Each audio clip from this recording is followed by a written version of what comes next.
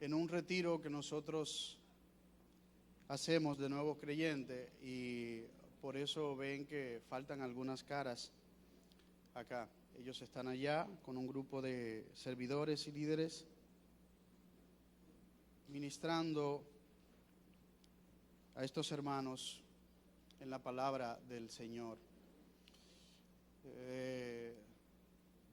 Recibimos la noticia de que el abuelo de Claribel Nin, la esposa de Johnny Jr., acaba de fallecer. Nosotros queremos orar y yo quiero pedirles por favor estar de pies.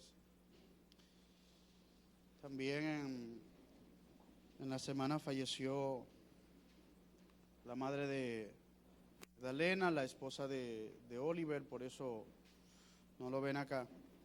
Nosotros queremos orar por ellos y también por María, que sale fuera de la ciudad. Si María puede venir aquí al frente. Quiero pedirle a toda la iglesia que nos acompañe en esta oración. Señor, en el nombre de Jesús, nosotros nos unimos a ti. Te damos las gracias, Padre. Gracias porque tenemos el mayor de todos los regalos y Él es Cristo Jesús, el Señor nuestro. Cristo nos ha dicho que si nosotros permanecemos en Él, todo lo que nosotros pidamos, Él lo concederá. Padre, en el nombre de Jesús, venimos delante de ti, Dios mío, a interceder por nuestros hermanos, a interceder por la familia Peña, a interceder por la familia de Magdalena, Dios mío, para que tú abras los cielos, oh Padre, y derrames tu bendición sobre sus vidas, Dios mío. Tú conoces el vacío que queda en su corazón, Padre. Nosotros sabemos que no estamos hechos para morir, Dios mío, pero a causa del pecado ha entrado la muerte. Pero tú en tu misericordia nos anunciaste, Padre, darnos la vida a través de Cristo Jesús. Permite que Cristo Jesús sea predicado en esos corazones que hoy se encuentran vacíos, oh Dios del universo, y que la luz de Cristo los alumbre en este tiempo y los consuele, Padre. Tú dices en tu palabra que aunque tu padre y tu madre te dejen, Jehová con todo te recogerá, Padre. Que esté la familia Peña, oh Dios mío, bajo la cobertura de tu bendición, y la familia de Magdalena. Te lo pedimos en el nombre de Cristo. Mira María también, que sale del país, Dios. Tú nos has dicho que tú bendices a los que te bendicen, que tú guardas su salida, su entrar, Padre. Ten misericordia de María, líbrala de todo mal, Dios mío, y que este viaje que nosotros sabemos que está en tu sola potestad, Dios mío, tú lo has permitido para bendecir a María, y que su estadía fuera del país sea, Dios mío, sostenida por la misericordia de tu poder, en el nombre de Jesús. Amén y amén. Bendiga María.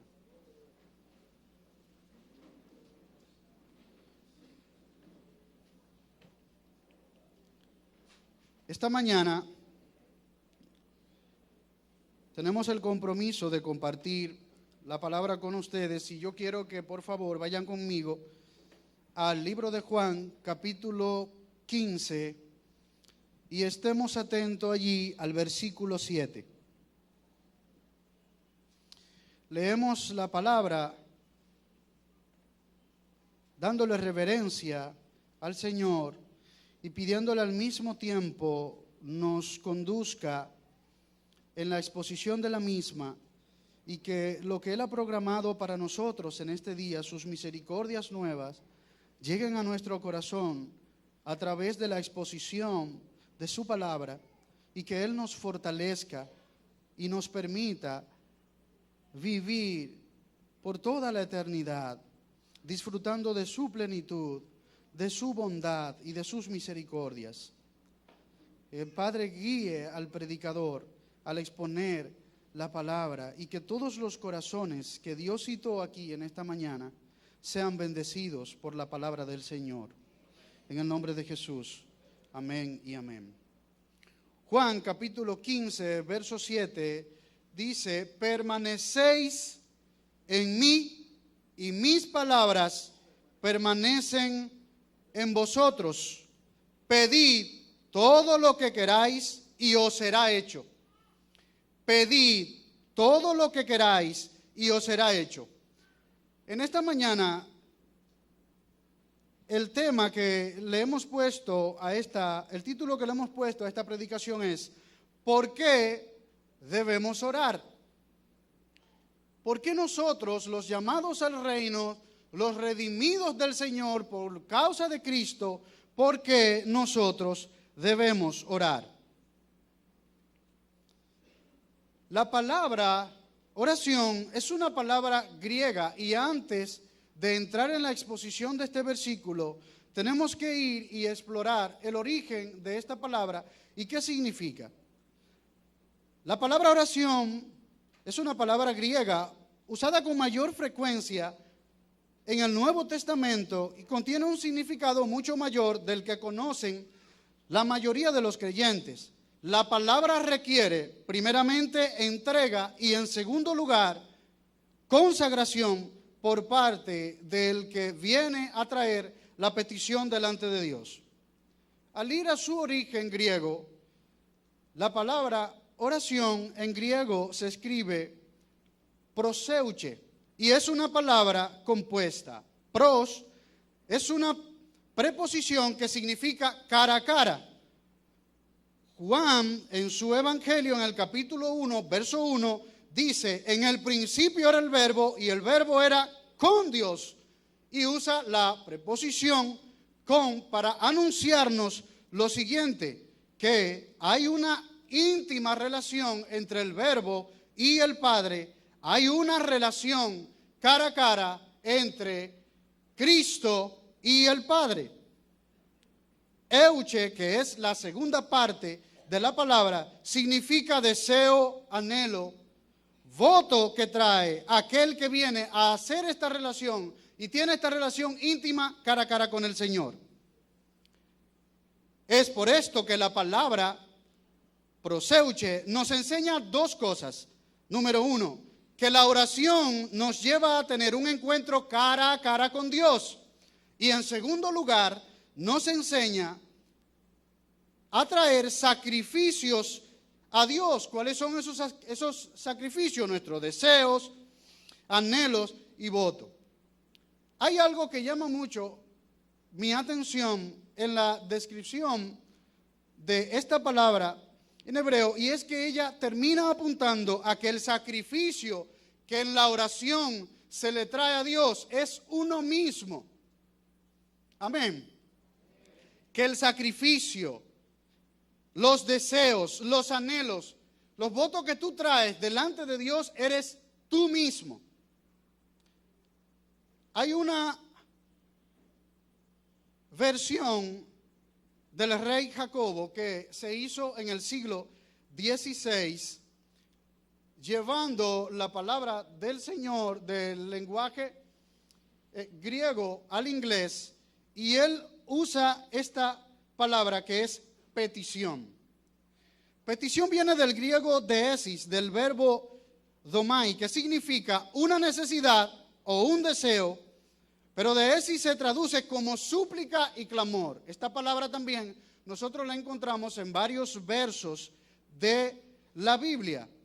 En Santiago, capítulo 5, por ejemplo, verso 17, Santiago escribe: Elías era hombre sujeto a pasión semejante a la nuestra y oró fervientemente. Y aquí la palabra fervientemente es la palabra súplica. Oró fervientemente delante del Señor. A partir de ese profundo sentido de necesidad, pidiéndole a Dios fervientemente, Dios viene e intercede en medio de cualquier problema que nosotros estemos pasando. Ahora bien, cuando vamos al versículo, vemos que Cristo usa acá una palabra diferente. Si permanecéis en mí y mis palabras permanecen en vosotros, pedid lo que queráis y os será hecho. La palabra pedir es una palabra que viene del griego aiteo y significa yo pido o requiero. Y esta es una palabra que hay que leerla y ver con gran respeto, porque puede dejarnos o nosotros querer interpretar que nosotros podemos ir a donde Dios y ordenarle.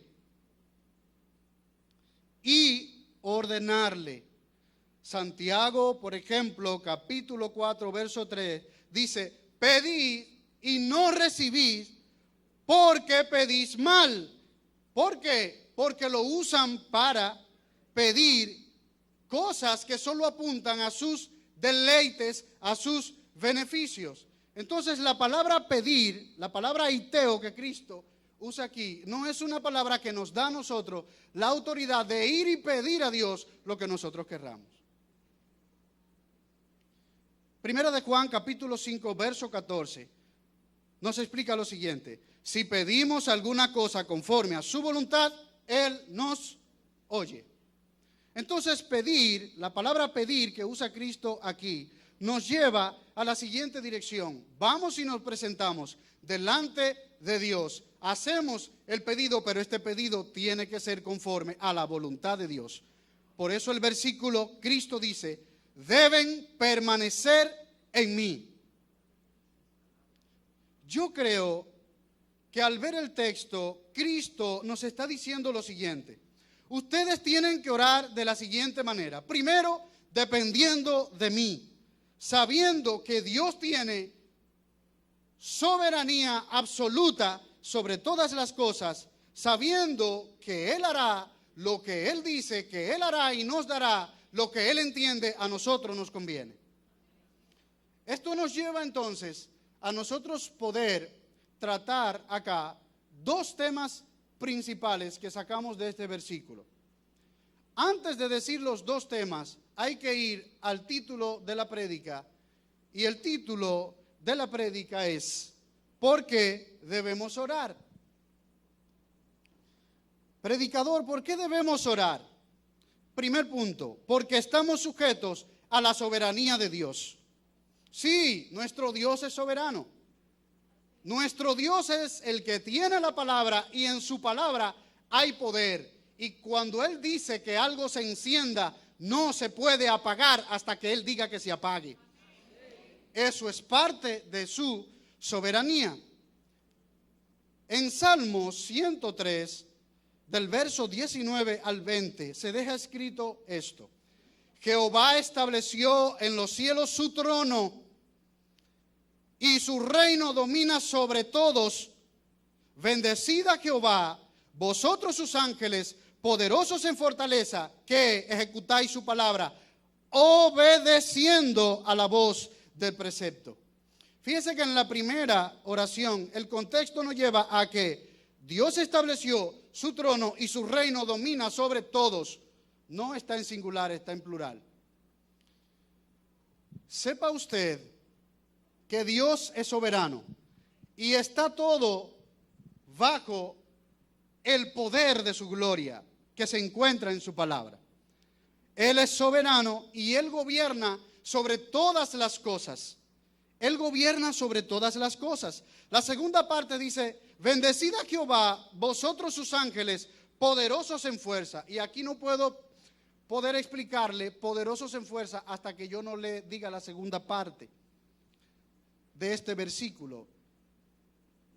Poderosos en fortaleza, que ejecutáis su palabra, obedeciendo. Diga conmigo, obedeciendo. Obedeciendo que la voz de Dios. ¿Quién es la voz de Dios? Su palabra. Cristo dice: permanezcan en mí, permanezcan en la voz, permanezcan en mí. Y entonces cuando permanezcan, serán escuchadas sus peticiones, porque sabrán hacerla, sabrán pedirla, sabrán usar la palabra, y el Padre a los fieles, a estos Él lo bendice. ¿Quiénes son los fieles? Los que obedecen la palabra, los que obedecen esta voz. Cristo nos está haciendo aquí una exhortación. Mis hermanos, permanezcan.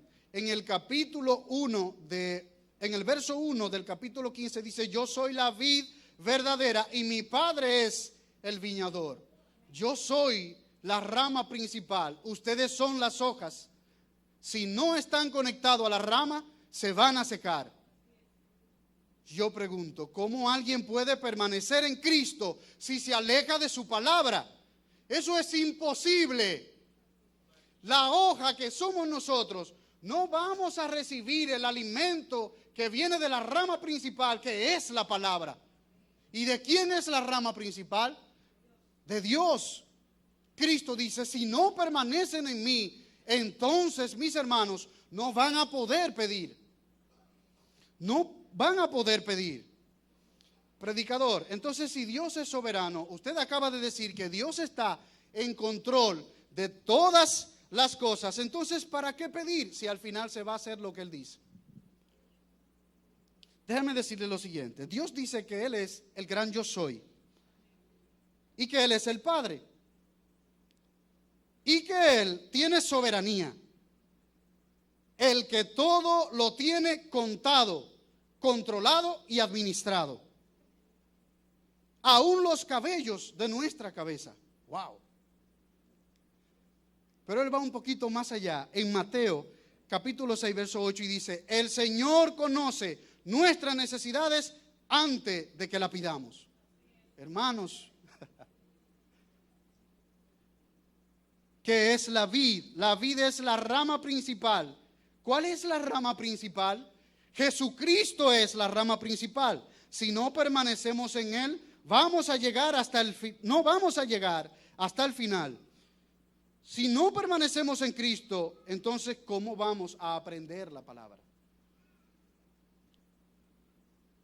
Yo creo que una de las primeras actividades que debe tener un creyente es leer la palabra. Pues si no lee la palabra, entonces la pregunta es: ¿cómo ora? La pregunta es: ¿cómo ora? ¿Cómo yo sé que le voy a pedir al Señor que me va a escuchar si Él ya dedicó una palabra para mí, para que yo aprenda cómo me voy a comunicar con Él? ¿Cómo me voy a comunicar con Él? Sí, Dios es soberano. Sí, Dios conoce todas las cosas. Sí, Dios tiene todo controlado. Sí, Dios me ha dicho a través de su palabra que cuando voy a pedir, ya Él sabe lo que le voy a pedir. Y como Él sabe lo que le voy a pedir, Él sabe ya lo que me va a dar. Pero entonces, ¿qué yo soy en las manos de Dios? ¿Un títere? ¿Qué yo soy en la mano de Dios? ¿Un títere? Bueno, aquí tratando de desglosar por qué yo debo orar. Yo debo orar porque en la oración Dios une dos cosas: su soberanía y la voluntad que Él ha puesto en el hombre para que el hombre pueda tomar decisiones. Pues la voluntad que Él puso en el hombre para que él pueda tomar decisiones es la voluntad que acredita a todo hombre a que cualquier error que él cometa delante de Dios, solo Él es el responsable de ese error.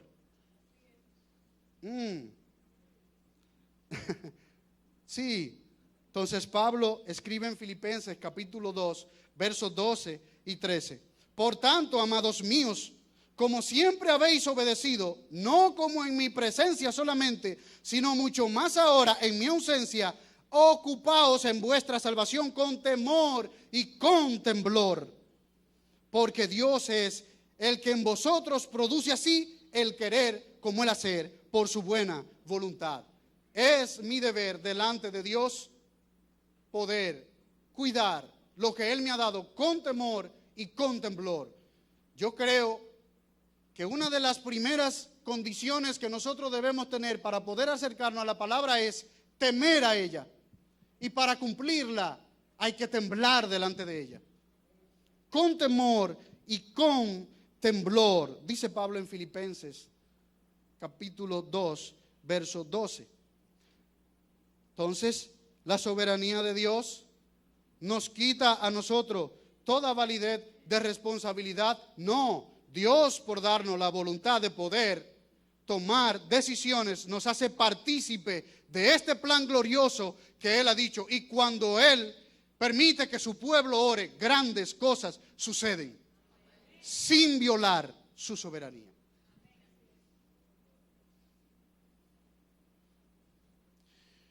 Hay un escritor llamado John White, él lo ve desde esta perspectiva, en un libro llamado La Oración. La verdadera oración significa presentarse ante el Dios verdadero a medida que Él nos revele su Santo Espíritu por medio de la palabra. Yo pregunto, ¿cómo puedes tener el Santo Espíritu de Dios si no estás acudiendo a la lectura de la palabra del Señor?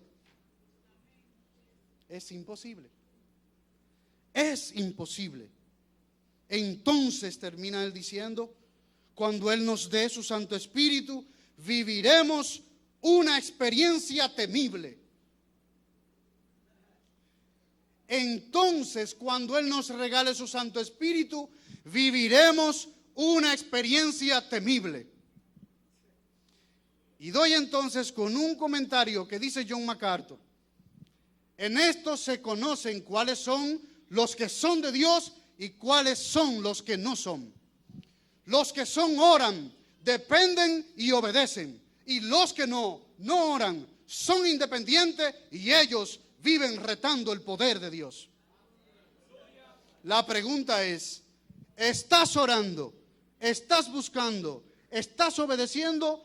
¿Estás temiendo al Señor a través de su palabra? Si permitiéramos que Dios dijera cuáles son, Él hoy diría cuáles son. Esto nos lleva a nuestro segundo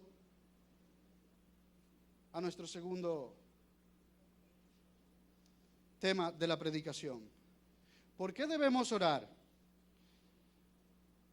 Oramos porque dependemos de Dios. Por eso oramos. ¿Por qué ora el creyente? Él ora porque él depende de Dios.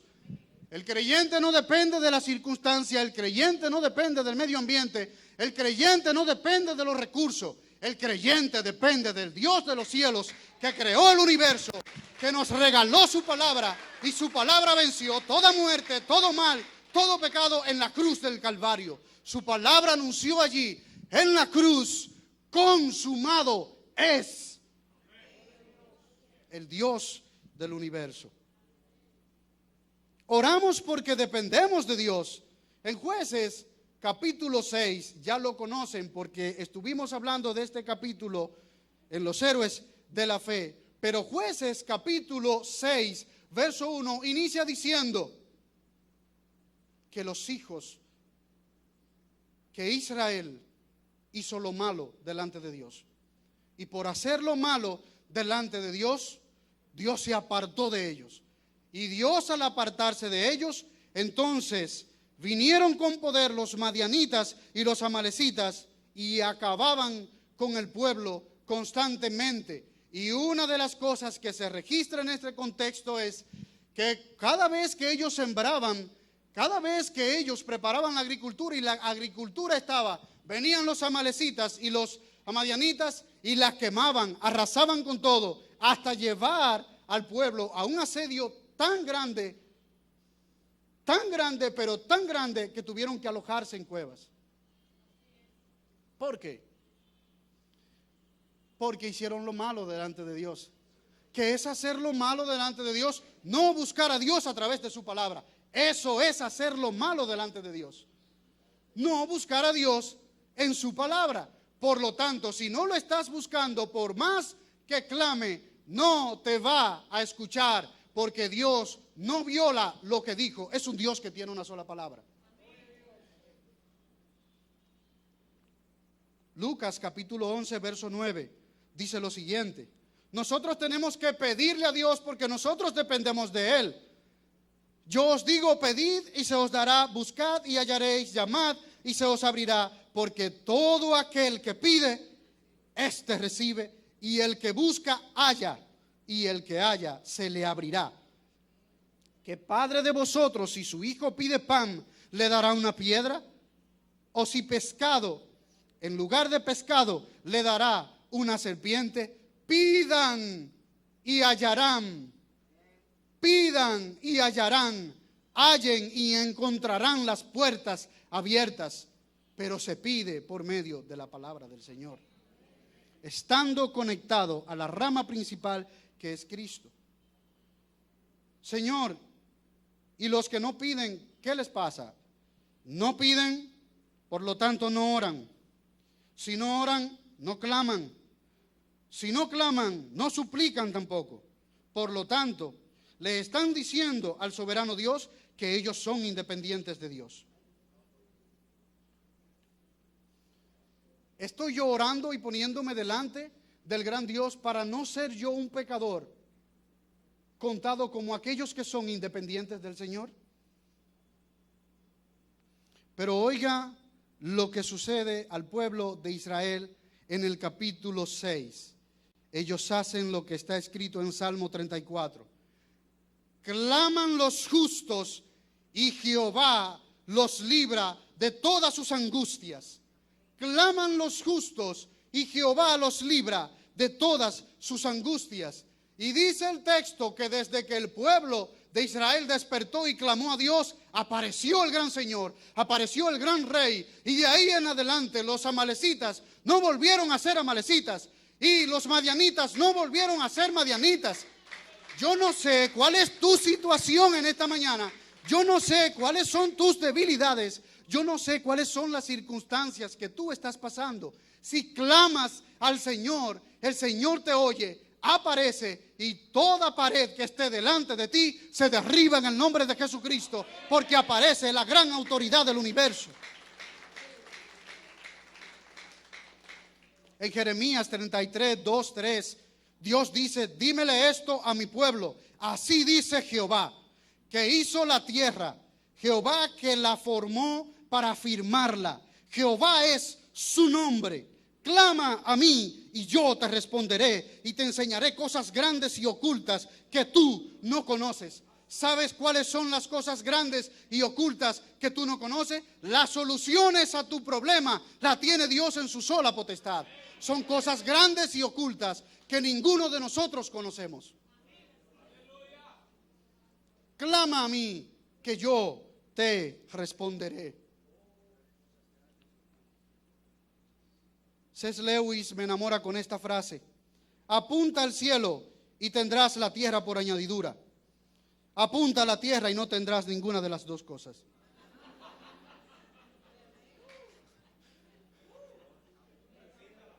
Apunta al cielo y tendrás la tierra por añadidura. Apunta a la tierra y no tendrás ninguna de las dos cosas. Apunta a Dios y todo lo que está aquí debajo se suma a ti por añadidura. Así lo ha dicho el Dios del universo. Cristo no se equivoca entonces cuando dice: separados de mí, mis hermanos, nada podéis hacer, en Juan 15, versículo 5. Porque separados de mí, nada podéis hacer. ¿Qué nos dice Dios a través de este versículo? Que cuando oremos sepamos que nosotros estamos sujetos a su sola potestad y que de Él nosotros dependemos en todo tiempo. Señores, entonces orar es como una locura. Es como una locura. Ir delante de Dios y nosotros vamos cargados de pedido, pero cuando llegamos allá Dios nos dice: el único sacrificio que yo acepto eres tú. No me traigas los pedidos, ven tú y ofrécete en mi altar. Es parecido al Evangelio entonces. Todo lo que pasa en el mundo viene por un hecho, que a su vez genera una causa, y esta causa produce un efecto. Hay un hecho generado al inicio de la historia de la humanidad. Ellos desobedecen a Dios y por la desobediencia entró la causa: el pecado al mundo. El efecto de la causa, ¿cuál fue? Que la paga del pecado es muerte. El hombre tiene que morir porque pecó delante de Dios. Pero Pablo escribe en Efesios capítulo 1, verso 3, bendito sea el Dios y Padre de nuestro Señor Jesucristo, que nos bendijo con toda bendición. Diga conmigo, con toda bendición. ¿Por qué con toda bendición, hermanos? Si tenemos a Cristo, no nos falta nada. No nos falta nada. Cristo es nuestra fortaleza. No necesitamos más nada. Nos bendijo con toda bendición espiritual en los lugares celestes en Cristo, según nos escogió en Él antes de la fundación del mundo, para que fuésemos santos y sin mancha delante de Él, y en amor, habiéndonos predestinado para ser adoptados hijos suyos por medio de Jesucristo, según el puro afecto de su voluntad. Hermanos, yo pregunto, ¿usted quiere un regalo más grande que ese? ¿Usted quiere un regalo más grande que ese? Que Dios nos bendijo con toda bendición en los lugares celestes en Cristo. Y Cristo dice, donde esté yo, ahí están ustedes conmigo.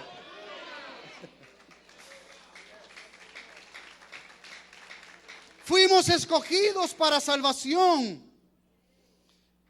A Timoteo, Pablo le escribe en su segunda carta, en el capítulo 2, verso 10, por tanto, todo lo soporto por amor de los escogidos, para que ellos también obtengan la salvación que es en Cristo Jesús, con gloria eterna.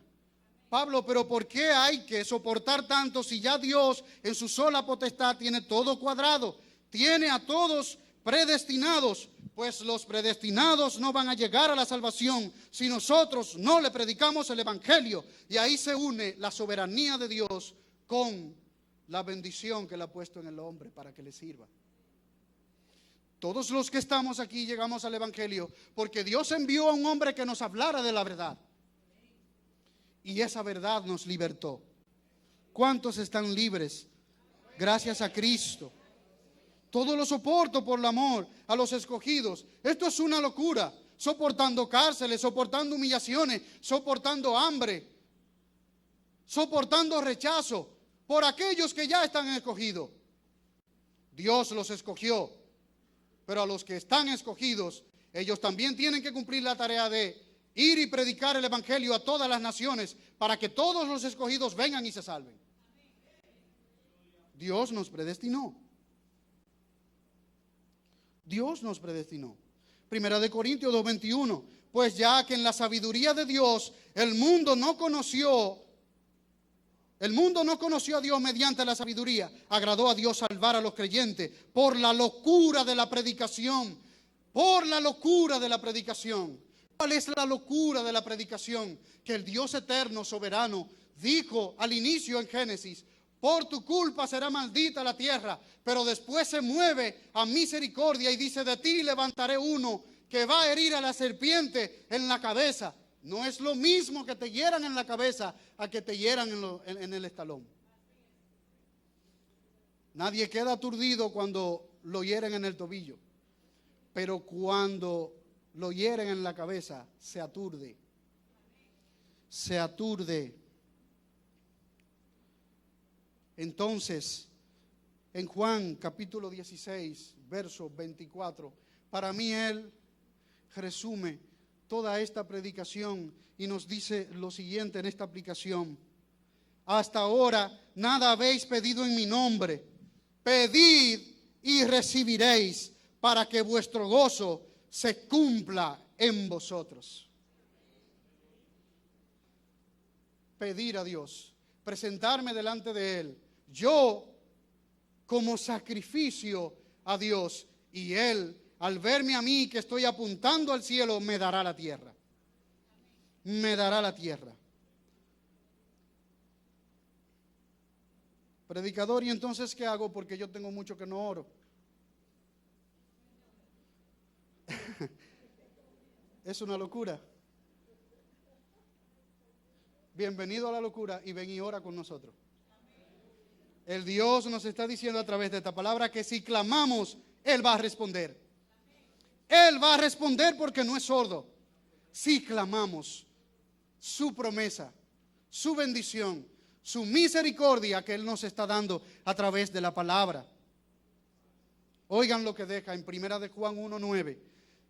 si confesamos nuestros pecados, Él, ¿quién es Él?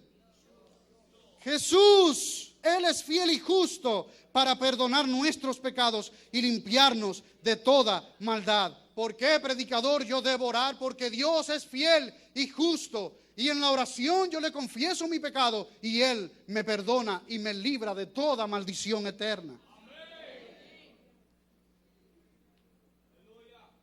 ¿Y por qué Cristo dice que debo permanecer en Él? Debo permanecer en Él porque también en 1 de Timoteo 2